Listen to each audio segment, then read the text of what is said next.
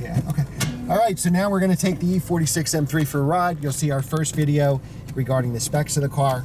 Again, this car, just to refresh your memory, has just under 90,000 miles. We'll try not to run over anybody here. And actually, I think it's going to drive great. It's a stock clutch. You said you have a Super Sprint exhaust. Yeah, it's a Super Sprint exhaust. It's a header back with it's a catless setup. And you have different gearing, right? Yeah, it's a 410 gear. Yeah. Well, it looks like everybody left our cars in coffee. Yeah, and it has a tune as well. Just driving by everybody in a different car. And it has a tune as well. Yeah. So how much horsepower do you think a tune gives this? I'm not sure, but it definitely feels alright. You'll be the boss of that. There you go. Look at that testing away, right? Oh wow, this car drives fantastic. It's fantastic, oh right? My god. So one of my common problems, E46 M3, this mirror leaks some kind of strange fluid out of it. So do the M Coupe. Yeah. Yeah, mine's been replaced, I think, because mine doesn't have that. Yeah. That's a common problem. Exactly. This happened this summer, actually. Oh, okay. I haven't replaced yet. You know, with these cars, the mechanicals are good. So some stuff will break, like the mirror, but it's really, you know, the seats will wear, but it's not taken away from the driving experience. Yeah. But you're paying, for this car, you're paying for the engine. Yeah. And the handling. I mean, this is a fantastic handling car. I autocrossed mine forever, and it was a phenomenal autocross car. You gonna go sport mode or no? Yeah. Now that sharpens up the throttle, I remember. I don't know if it does anything with suspension, right? No, nothing. Just the throttle. So it's a little easier to heel toe, if I remember. It'll keep the revs up high. Yeah, absolutely. Yeah.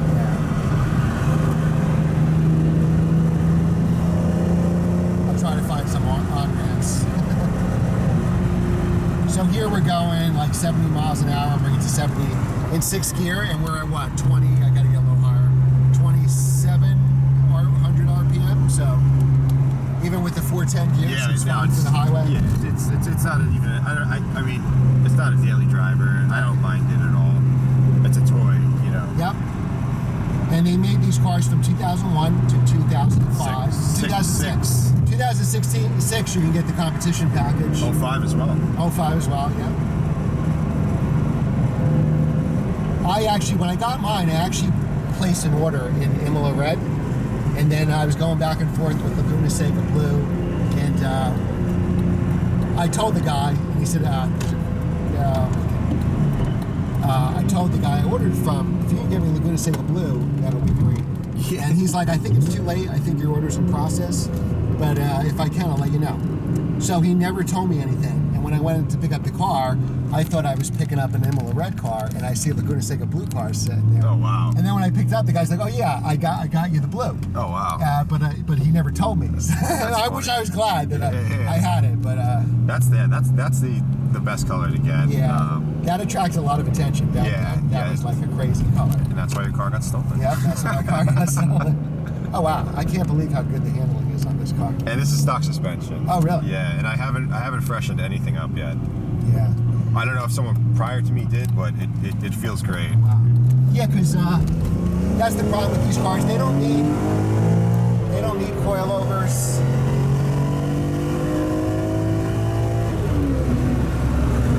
You know, the stock suspension is very good. It's a BMW M car. Yeah. BMW's got engineers. They throw millions of dollars into R&D. Yeah. They know what they're doing on these cars. Yeah. I don't think I'm gonna outdrive the suspension. No. You know, I don't need those T coilovers. What I'm telling you is keep your E46 M3 stock. Yeah. And even these are the 18-inch wheels, right? I always pick the stock wheels. You can get a little more acceleration. Yep. I think you can make up the grip just, with driving skill. Yeah, I love the way the competition package wheels look. Yeah, now those are 19s, Yeah, right? those are 19s, yeah. And this engine loves to rev, so we're still warming up the engine right now where the red line is at 7,500. It has the moving red line. If you start this car in the winter, I think it's at 4,000 or 5,000 when it's dead cold. It sits at 4. It sits at 4. So now it's at 75. We'll get to the 82 as the engine warms up, because the engine is almost there. It's warmed up, I think. Is it? Okay. Yeah, it's fully warm. You could go to red line. Now, when they redid the rod bearings, I remember what they also did was lower The red line? the red line. I didn't know think that. they lowered it from 85 to 82, and then all of a sudden they had no blown engines anymore. So with the tune that I actually have, I think there's actually no more red line. There's no more red limiter at all. Oh, really? Yeah. So I just shifted at like 8, you know. Okay. Now, for somebody buying one of these, let's use this as an example. An 02 with almost 90,000 miles. What's a realistic price somebody should pay for a car like this? The values are all over the place. Yeah. You could buy a 100,000 mile or 90,000 mile SMG coupe or convertible, which would be even cheaper. Right. You know, that needs a rear subframe, that has a couple accidents on Carfax, and isn't in the best mechanical condition at all. I mean, I've seen them as low as $9,000. Wow. You know, I'm sorry. Jeez. Not used to the clutch. Yeah. And I've seen them as low as $9,000. Yeah. But perfect examples, even with 80 and 90,000 miles, you know, they can fetch up to $20,000. Wow. You know, and it's just a simple fact that you know, these cars you need to rebuild the rear diff on it eventually. Yep. You need to do a rear subframe. Yep. It's going to be leaking oil from somewhere. Right. And if it's an SMG, you know, there's a whole other factor of you know, mechanical problems that you could encounter. Right. So Let's say a 6-speed. The 6-speed coupes are definitely fetching 15 to 17,000 right now, and I think a really good one, I would be happy paying 18,000 for. I bought this car actually in the low teens. Wow. And it like I said, you know, I have receipts for $5,000. You know, just parts and the rear subframe. The rear diff wasn't cheap. Right. And then I modded it. It did the header, the super spin exhaust, the tune. But now it's done, and now it's, you know, I don't know, it's pretty much worry-free besides this broken car. So now it's really an $18,000 car. Now it's really, yeah, if I wanted to sell it, and I don't think I ever will, I'd ask, you know, 18.5 or something like that. Right. Because that's what it's going to cost to replicate this. Yep. So that's really it. And the good thing about this car is everything's been done. Everything's been done, yeah. And it's a no sunroof. Yep, it's So sunroof delete car, yeah. And the sunroof no sunroof was actually standard. Most people just took the option. Just click that box, right. So they call it a sunroof delete, but that's the way it came. Yeah. So like I did little options. I think I did the, I forgot what it's called, maybe the premium package, which gives you the Harman Kardon and stuff. Yeah. And I didn't get a sunroof, and that's why I was like this original owner, and that's why it was a sunroof delete car.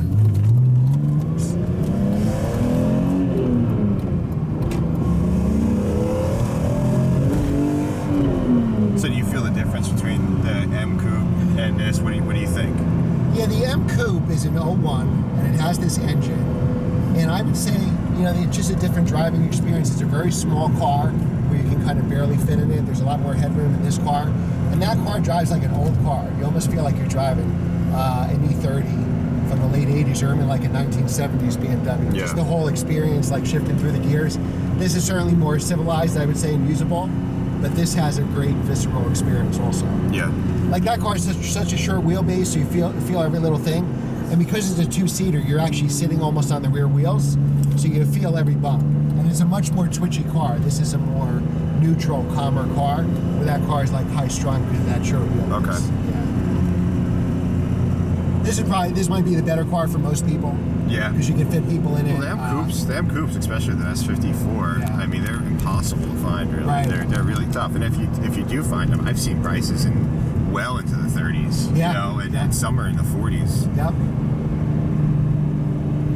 Yeah, I think there's 25,000 of these. Yeah. So they're not going to have the resale for the M Coupe. But Yeah. the good news is you can get a good one for half the price. Yeah, the E46 M3 is definitely a dying breed, though. Yeah. You know, I see less and less of them every year. Yep. That's for sure.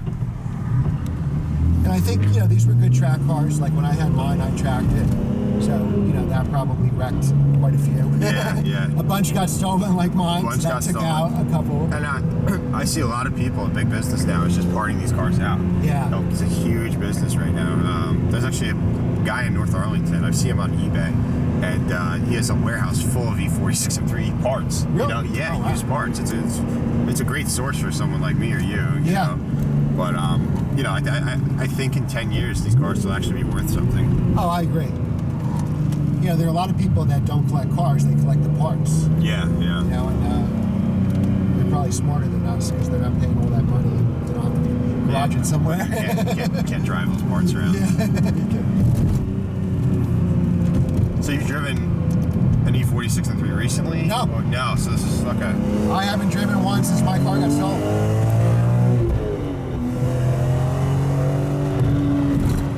I drove actually an SMG car after my car got stolen. I tried to get another one, and I really, it was too long of a wait for a manual, and I drove an SMG car and I thought it was garbage. Really? Yeah. It was just silly, huh? Yeah, it was just terrible compared to I've driven a this. bunch of SMG ones, and it's boring. It's just totally different with the 6-speed.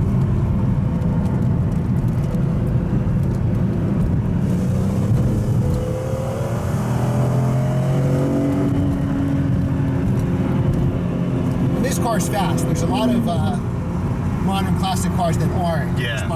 This car is like 4.7 to 60, I think. Something like that. Yeah, so it still feels like a very fast car. You're not gonna... I think it's like a 13-second car in the quarter mile. Yeah, like 13.3, I think, if I remember correctly. I think that's the stock time. Right, so that's still a good, that's still a good acceleration time. It's not a new M4, but I think you're gonna have more fun driving this car for 1/4 the price. Yeah. And not to mention, I think the values have plummeted so much that I don't think you'll lose anymore. Oh, no. You know, I don't think there's any more room to go down. I mean, Yep. these cars can't be $5 grand. Right. I think, where do I turn it? Oh, here we go. I think they're at the, they're at the bottom of the depreciation curve. It's a safe buy, right? Yeah. And there's if there's a cult following and there's forums dedicated to this car, you're always going to have buyers coming for this car. So it's kind of a safe investment, certainly. Yeah. Yeah, I think it's to go up in value. It's got to be a stick. It's got to be a clean car. Got to be a coupe. Yeah, it's got to be a coupe. There's a million SMG convertibles out there. Where do you want me to park it? Wherever, it doesn't matter. All right. Want it up here? Yeah, right. It's cool. All right, guys. Thanks for watching. And again, I'll post a link to my other video. You need to buy an E46 M3 now. Get one of these while you still can. Thanks, Adam, for filming this video. And guys, be sure to subscribe and share this video. Thanks for your support.